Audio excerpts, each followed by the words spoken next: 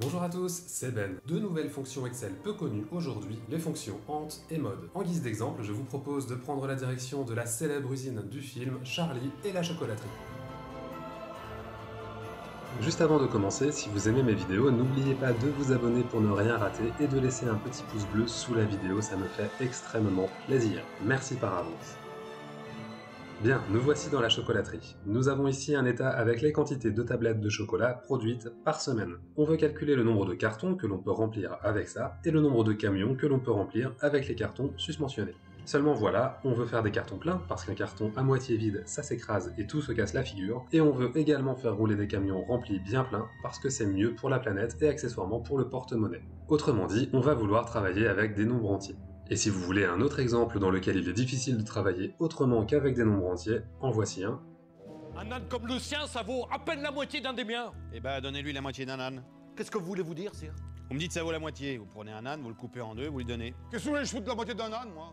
Bon, on va commencer avec les cartons. Si je divise la production de la première semaine par la quantité de tablettes qu'on met dans un carton, attention, je pense à mettre des dollars pour verrouiller ma cellule, et que j'étire, je trouve forcément un nombre à virgule. Or, on vient de dire qu'on ne veut que des cartons pleins, donc il faudrait à chaque fois arrondir à l'entier inférieur. On pourrait utiliser une mise en forme, mais la résolution ne serait que visuelle, nos calculs suivants seraient faits sur les virgules, et on n'aurait rien gagné.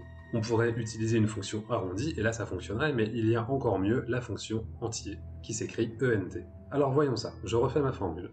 Égale ant, j'ouvre la parenthèse, et là je vais écrire tout simplement mon calcul. Une fois que j'ai fait ça, je n'ai pas besoin, comme avec une fonction arrondie, de préciser un nombre de chiffres après la virgule, je ferme la parenthèse, et Excel tronque automatiquement juste après la virgule. Pas mal, non?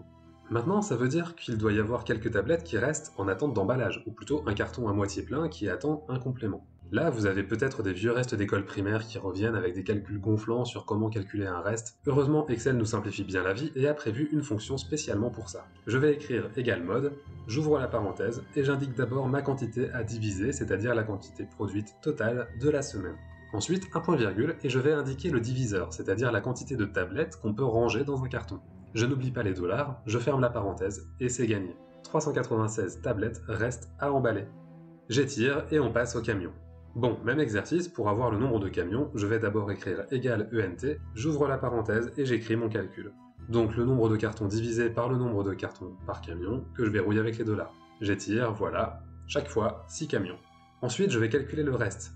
Égal mode, j'ouvre la parenthèse, je prends d'abord la quantité à diviser, je mets un point virgule, je mets le diviseur, c'est-à-dire le nombre de cartons par camion, et puis je verrouille ça avec les dollars. Je ferme la parenthèse et j'étire. Bon, je pense que c'est clair pour nos fonctions ENT et mode. Par contre, l'exercice tel qu'il est ne me satisfait pas encore.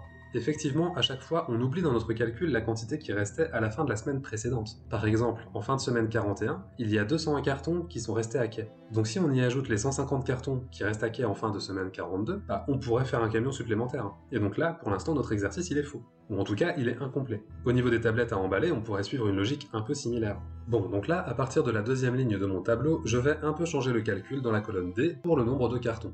D'abord, au lieu de diviser C6, c'est-à-dire le nombre de tablettes produites, par J2, donc le nombre de tablettes par carton, je vais diviser C6 plus le reste de la semaine précédente. Et toujours par le nombre de tablettes par carton. Ça change pas. De la sorte, eh bien, je prends en compte ce qui a été produit plus ce qui reste. Évidemment, je mets C6 plus E5 entre parenthèses. Voilà, je tire, mais il va encore falloir que je mette à jour la colonne avec le reste. Donc de la même manière, au lieu de C6, je vais prendre C6 plus E5 en tant que premier argument, c'est-à-dire le nombre à diviser. Là, si je tire, j'ai un nombre de cartons qui prend en compte les tablettes restantes la semaine précédente. Il me reste à prendre également en compte le nombre de cartons qui restaient la semaine précédente à quai, et ça devrait être nickel. Donc je retourne en D6, et derrière ma fonction ENT, je vais simplement ajouter les cartons restants la semaine précédente. Donc j'écris plus G5.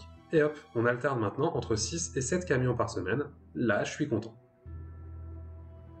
Merci beaucoup d'avoir regardé cette vidéo. Si elle vous a plu, n'oubliez pas de vous abonner pour ne pas rater les suivantes et de me laisser un petit pouce en l'air sous la vidéo, ça me fait toujours très plaisir. Sur ce, merci encore et à bientôt.